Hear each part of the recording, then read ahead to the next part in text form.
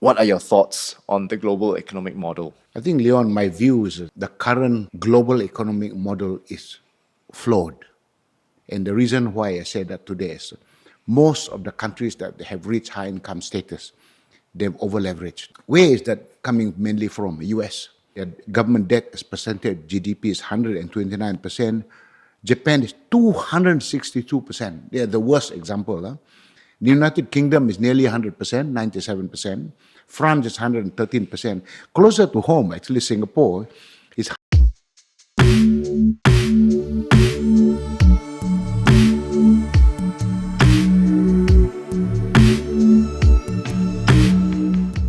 Welcome to the Game of Impossible podcast. My name is Leon. This is my dad, Idris Jala. We are a father-son podcast where we discuss all things transformation through the lens of business, leadership, sport, and faith. Today, in episode 23, I thought it would be good to talk about the idea of self-control. Certainly for me, I think in this season of being a fairly new parent of two kids, how do I delay gratification for myself in order to think long-term what would be best for the family? What are your thoughts in terms of just managing finances and debt? Yeah, this idea of self-control is a very important aspect of life in general, Leon. So if I move closer towards the money side of self-control, and I use the term financial discipline. And that's very important. So if you don't have a discipline, financial discipline, things will go out of whack. And so for that, I think the starting point in having self-control or a financial discipline is to be able to have a very clear goal up front. Could be long-term, medium-term, and short-term. Then you need to have a budget. The budget includes how much money you're going to invest, or how much money you're going to spend, and how much money you're going to save inside your budget. And you must have a budget. And then once you have that budget, so you know for the whole year, this is how much money I'm going to spend on groceries, I'm going to spend on cars, etc. But you must put where's the source of funds coming from. And a lot of people don't have a budget and they don't have a source of fund. And of course, they run into lots of difficulties because the credit cards, they allow you freedom to spend money. And then before long, realize at the end of the month, you don't have money to spend to pay for the debt. So once you have that budget, the third thing is you must be able then to stay within the budget as much as you can. The discipline to stay within the budget. It's very difficult to do, but if you don't have the discipline to stay within the budget, your original financial goals cannot be achieved. And so those are the three elements that are needed. Inside all of these, particularly in the area of investment that you referred to, there's where you need a lot of skills. And so a lot of people will dupe you into putting money into investment asset classes. And they'll tell you, oh, there's easy money to be made here, and they'll give you all the stories about how other people have made lots of money. If you're not careful, you'll be duped into it. The stock market is very tempting, and because you can watch it minute by minute, hour by hour, day by day, you can make money or lose money. And so if you are not focused on investing based on fundamentals, and if you're focusing a lot on the speculative value associated with the stock market, you can really burn your fingers. Those I people think do that. it was especially dangerous in the pandemic period. We had seen an all-time high in terms of retail investors beginning to get interested in day More in the trading. pandemic because nothing to do. People Nothing are to stuck do, at but home. also there were certain counters Yeah, where you would sure. almost say with 100% certainty that in a day That's you for would sure. expect a certain pretty sizable percentage increase No doubt in the about it. day. So of course it would be very tempting for people Yeah. to day trade. That- And the that- people were that, very Leon. successful in that period. But then, we've also said that you never know when the music will stop. Yeah. And then when it does, it's very easy to then be caught with your pants down.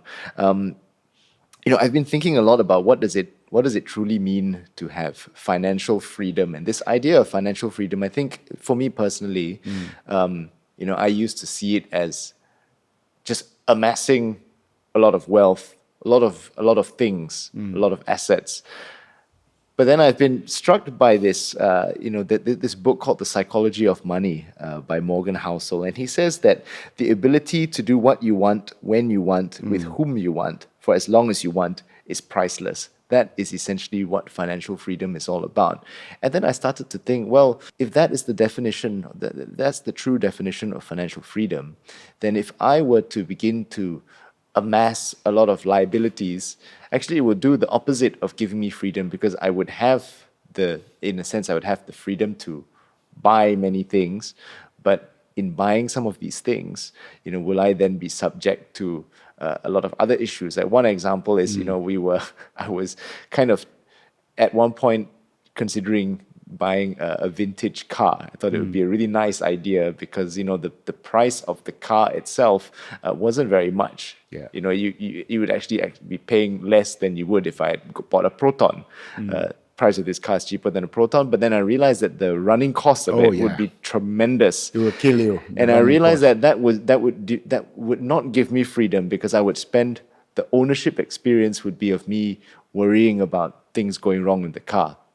So I think lately I've just been thinking a lot more about how to exercise self-control, or maybe have an approach to things that is maybe a little bit more boring, as some people might say. Looking at fundamentals, for example, and just drawing from examples of investors like Warren Buffett, just the simple principle of compounding interest over a long period of time versus trying to figure out ways to outsmart the market. Which brings me to, I thought it'd be good to get your thoughts on, we are seeing some of this trickle down or, start to play out a lot just in the global economy, both in terms of how, different countries are finding themselves in ridiculously high levels of debt. What are your thoughts on the global economic model? I think, Leon, my view is that the current global economic model is flawed. And the reason why I say that today is most of the countries that have reached high income status, they've over-leveraged, they've borrowed a lot of money. Let's just look at some facts today. The total global government debt, if you put all the debt of the whole world, the government, there's 336% of total global GDP. That means we've just over-borrowed. Where is that coming mainly from? US. US is their government debt as percentage of GDP is 129%. Japan is 262%. They are the worst example. The United Kingdom is nearly 100%, 97%. France is 113%. Closer to home, actually, Singapore is 160%. Malaysia is not as bad, but we are already at 63%. So the IMF, the statement from IMF is that 60% of the low-income countries are already at fiscal debt distress level. That means they're struggling to pay their debt. 100 countries of the developing countries are already having to cut their expenditure on education, on public health, and on poverty or social protection just to pay their debts. And so this is a huge problem for the world today. So I'm totally convinced that this model is completely flawed. I call it the highway of over-leverage. And don't get me wrong, Leon, I'm not saying you shouldn't borrow. We must borrow, and borrowing is a very important part of either business or running an individual budget as well as a country. But the key here is that you must be able to have enough money to pay for your borrowing. And so if you look at those countries I cited before, so many of them are already in fiscal deficit. So when you're in fiscal deficit, that means your revenue is not enough to cover your operating expenditure or the development expenditure, so hence you borrow more.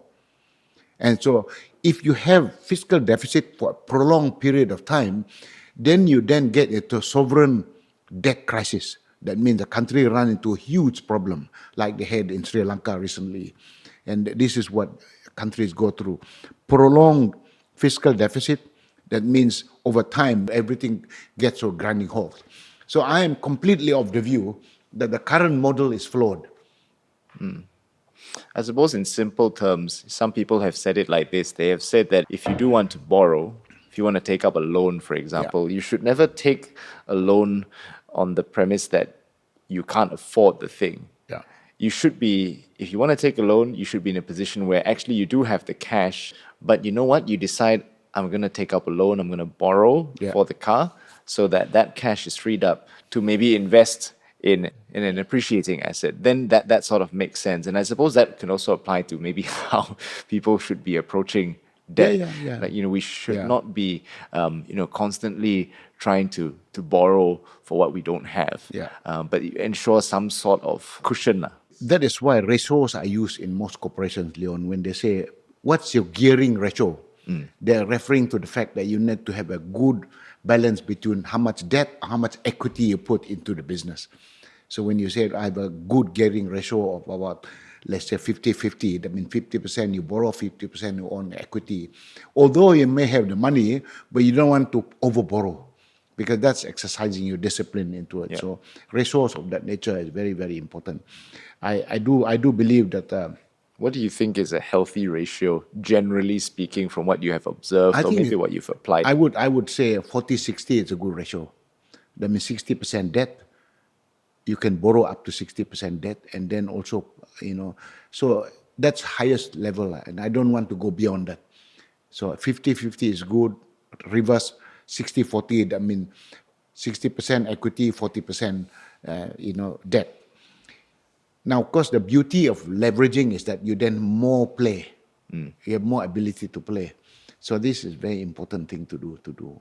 You lecture quite frequently at Harvard, and you're part of the Harvard ministerial program. Yeah. So obviously you rub shoulders with a lot of key ministers from different parts of the world. I'm curious, what are some of their observations as well on some of the things that you've touched on?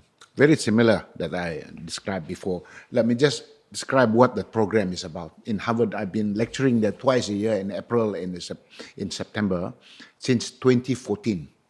And so the people who come to our classes, they are ministers of finance, ministers of economic planning, ministers of public health, and ministers of education from around the world. And this whole program is sponsored by Gates Foundation, Buffett Foundation, as in Susan Buffett, the late wife of Warren Buffett Foundation. And the bigger sponsor is Big Win Philanthropy. So we bring the ministers there, and we discuss many, many things, how to run a government. And the idea of self-control, of fiscal discipline, is a very important aspect that we talked about.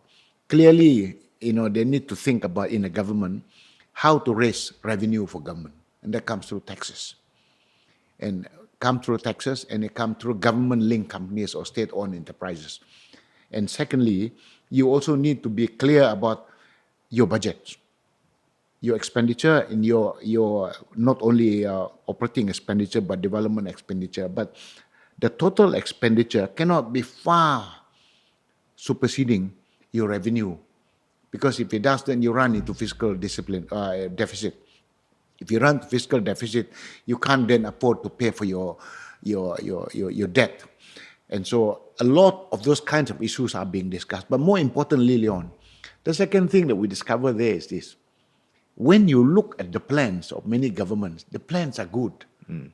And they are already very good. It shows that they are planning for very good future. The revenue stream looks good, and the budgets also look good. But when you look at the actual implementation, it's a far cry. The realities don't look and don't resemble what's in the book. And that is the biggest problem of implementation. So in most countries that come to the sessions, there is an issue around implementation. So beautiful plans, poor implementation. I want to get your thoughts on energy transition. Yeah. Do you truly think that the world will be able to achieve its energy transition goals? The answer for me, no. I do not believe that the world will be able to achieve the energy transition. They are very ambitious. I like their ambition. But the reality is today is that I don't believe there's enough political will to really rein back on subsidies, on fuel subsidies. And then the private sector is not investing enough money on technologies that will bring down the cost of renewable today. And so that's going to be a big struggle for us. And if I take a look at Malaysia, the current position in Malaysia, renewable form only 4% of our total energy requirement in Malaysia, only 4%. But the national energy transition plan of the government, this current government, is to make sure that we reach that number needs to go up to 50% by the year 2030 and 70% by 2050. I don't believe we'll get there. I really do not believe. If we follow the current activities that are listed in there, I always believe in putting impossible target in order that we force ourselves to look for a new way how to do it. So in my view, there is the answer. We have an answer to achieve those numbers if we really want to do it. And the answer lies squarely with nuclear. And I'm totally convinced that if we go with nuclear in this country, it is cheaper than fossil fuel. It is green, it's renewable. At the same time, it is actually safe. I know that there are a lot of issues, public perception around How do you think we can Fukushima. manage that narrative, though? Yeah, the issues today is that you have to bring the experts into the fray to then be able to answer the questions that people have on safety issues. So there's no doubt today that it is safe. You must bring them to come into Malaysia and educate the public. And if you cannot educate the public, you will not be able to have it. In fact, when I was in government, in 2010, we brought the idea of introducing nuclear into this country. In fact, we had a lab on it, and we put all together. We formed then the National Nuclear Agency. There is a nuclear agency in this country. We've even put up the law, the bills, the criteria required. We started engaging the international community on this, on proliferation of nuclear arms. So all of these things, all the things were there. But of course, when there was a change of government in 2018, this whole thing was shelved.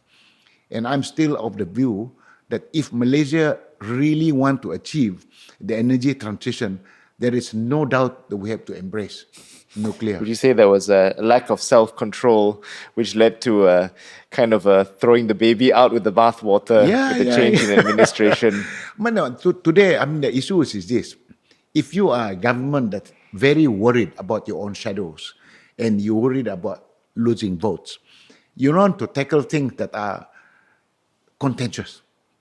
Because after Fukushima, quite a lot of countries are very concerned and very worried about it. But it is very clear, a lot of people talk about issues on safety. That's very clear. If you go to the Netherlands, there is a museum in the Netherlands where they allow kids to go and touch the consumables of the nuclear. Because people say these things are radioactive, etc. It's no.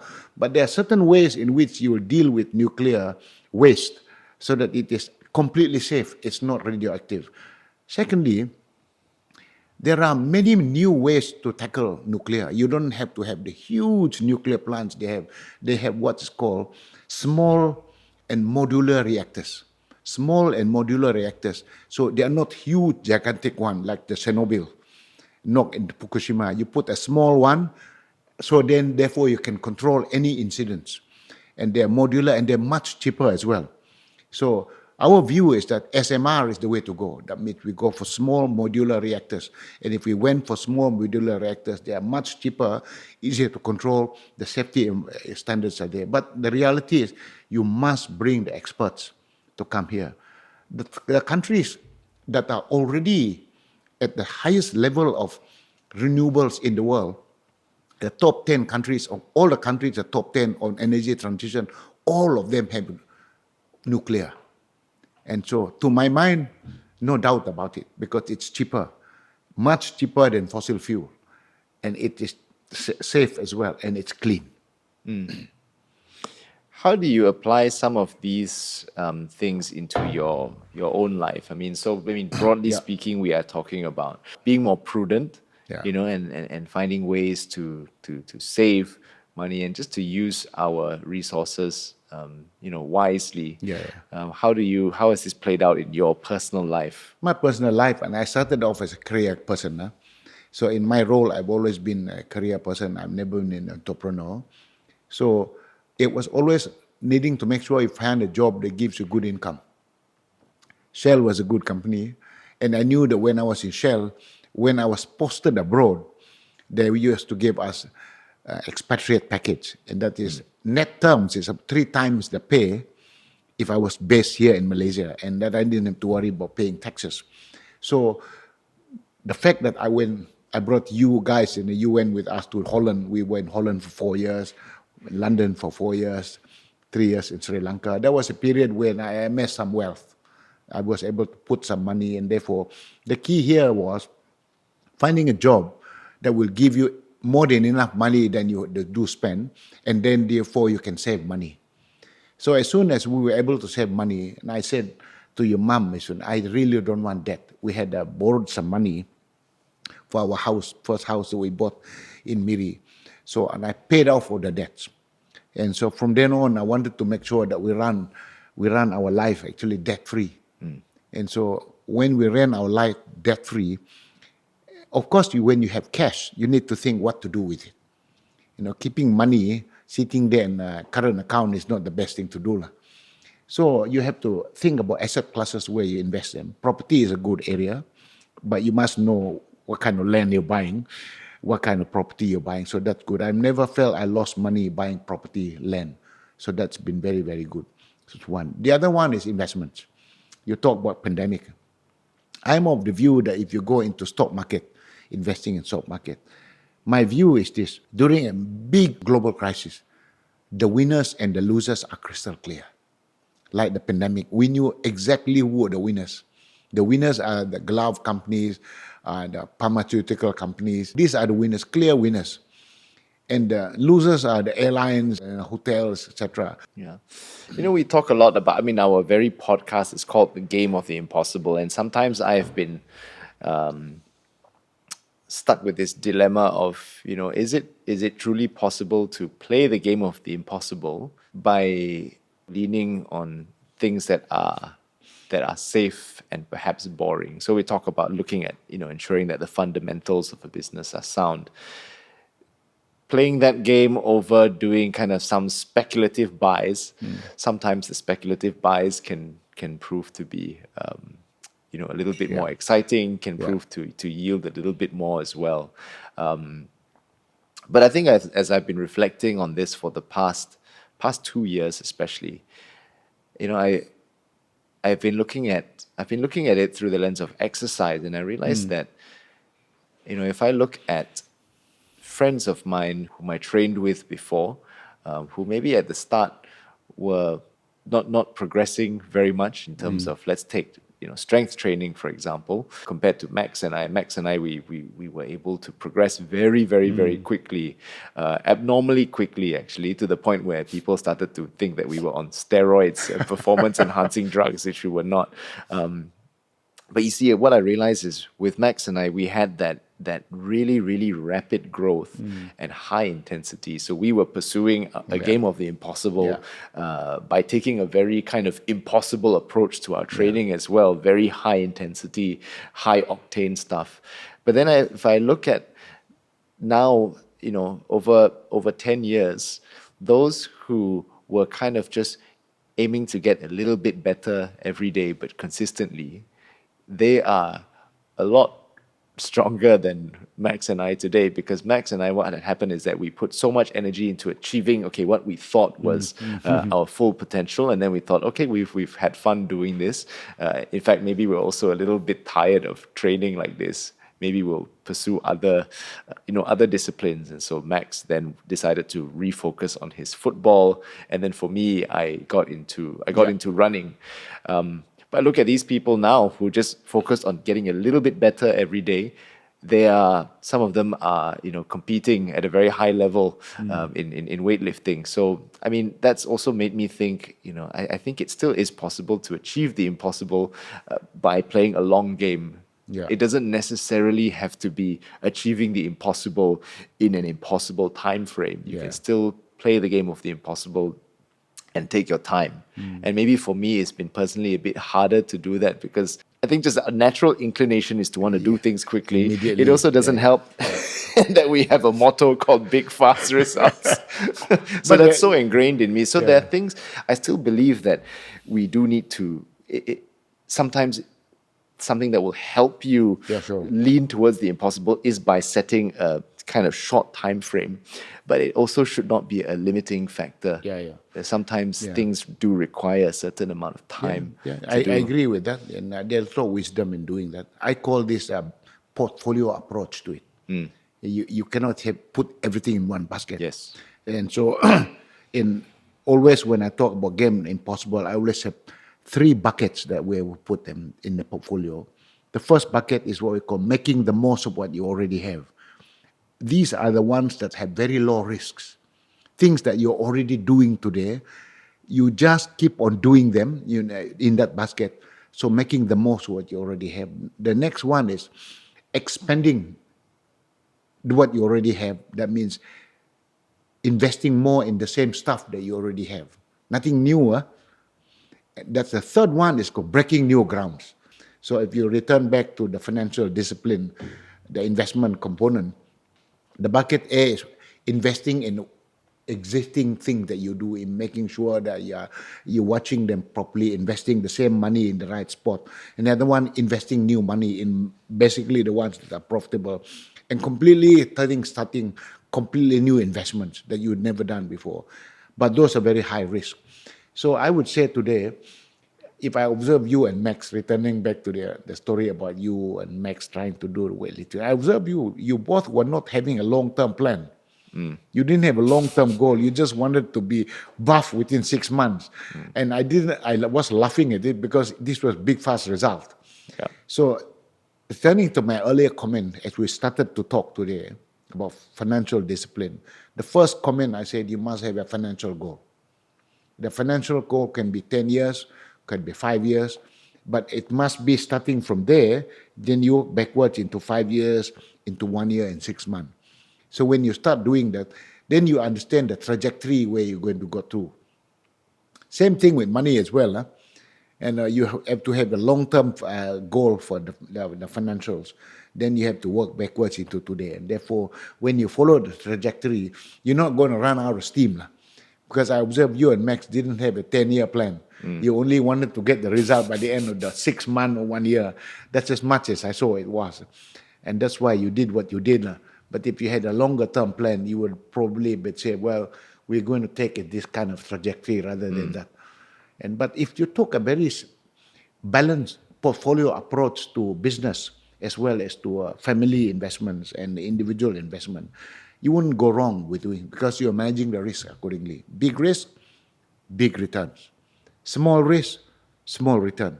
And if you take both of that portfolio approach to it, you wouldn't be very wrong, because the big risk may not give you the return that is required, but you still have the bucket A and B to propel you, and that you're not going to completely go broke. You're not going to go over the top. And so that if you start doing it that way, you will be able to achieve your long-term goals if you take a balanced approach to it. While you're on sabbatical, what is self-control looking like in this season? Well, there are many things that we are struggling to control. I mean, this podcast, for example, this podcast has gotten a lot of requests for you and I to go and give talks. And so Mami and I had a conversation about this. He said, oh, you and Leon are taking so much time responding to the podcast. The Indonesian government invited me to go and give talk in Jakarta for 6 modules. That alone, there are so many involving you as well. So the control is now, how do we select the ones we go for and don't go for? Because if you start doing that, then I'm completely busy as well. As a result of this podcast, there's so many requests that's coming out from it. And of course, there's a lot of requests from churches as well, because of the faith element of what we talk about. And so you and I are doing a couple of them. And so that is going to take quite a fair bit of time. Controlling that is key. But managing the time for your mom and I, we do our daily devotion. Sometimes we do it, we try to do it on a daily basis. Sometimes we miss it. And we're trying to make sure that we do our exercise on every week. And it's not an easy thing to put all together in this period, although admittedly, we have the time to do it. I haven't spent any time writing the book as well. And so 6 months has passed already. And so I do need to put everything together and making sure I Well, you're achieve very it. pregnant with that goal now I because have we no have all choice. of our Yeah. subscribers and TikTok and Instagram Yeah, followers I now know. asking when is the When book is the coming book? out? Yeah, yeah, I know. I have to do it. So there's a lot of things you need to really work on. And so life is interesting because in life it's not a straight line. Anybody that tells me their life is a straight line, then they're not true to themselves. There's a lot of zigzag in life. And if you're worried about your life being a zigzag, and you think that, oh, I'm guilty about the zigzagging in my life, it's not a straight line, then you're going to be very, very miserable. Because that's what life is about, navigating the zigzag. You go through a period when you are not entirely disciplined. Even if you have a budget, you don't always stick to the budget. But how do you recover from it in the subsequent months is the key. And the zigzagging is a normal part of life because you're not in charge of the world. The world is not at our feet. Talking about money, since we're in the self-discipline. Years ago, I read this book. I think it was by Charles Handy, The Theory of Enough. I think it's very important for us to be able to define for ourselves what is enough. So I could sit down and take a piece of paper and write down what I actually need for a car. I don't need to have a Mercedes. I need to have a simple car that drives me from A and B. And let's say it's a Proton Sagala, put it down there. That's what I need.